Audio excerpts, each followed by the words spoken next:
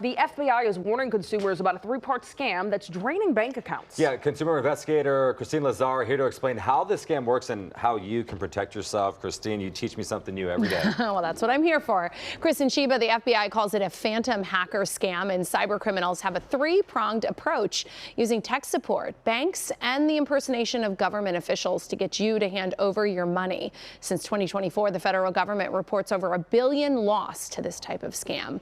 I'm joined now by fraud prevention expert Eric Begwin with Fort Knox to go over how this sophisticated scam works. Eric, thanks so much for joining us this morning. Hey, thank you, Christine. It's nice to join you. So to begin with, can you walk us through the three phases of this scam?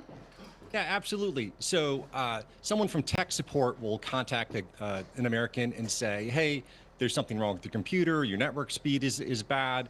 You download this software so we can see what's going on with your computer. Once they've tricked the person into doing that, they will then access their accounts, their bank accounts, and see what account has the most money.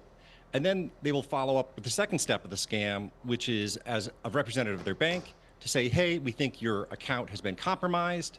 And then it's followed by a third step, which is like a federal government. So the FBI or the Federal Reserve will contact the consumer and say, hey, you've got this compromised account.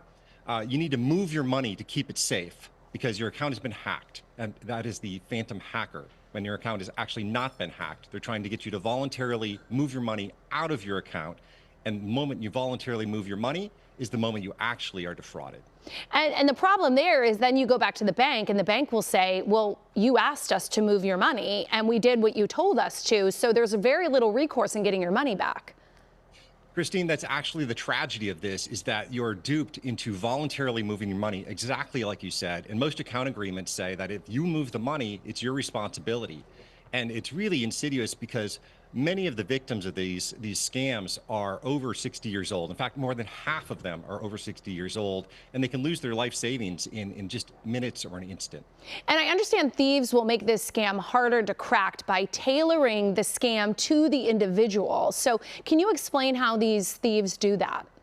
Yeah, absolutely. So unfortunately, almost every American's information is available for sale on the dark web. And there are groups where they will sell your information specifically for Christine. You can go buy your information. And so when the bank contacts you, the bank in quotes, which is actually the scammer, they'll have all the information about you. They'll know all these things about you. And it sounds like it's someone from your bank, but it's really a scam tailored to defraud specifically you. And that makes it really tough to avoid. So what are the red flags to watch out for? Well, the first is never click a link in an unexpected email or text message.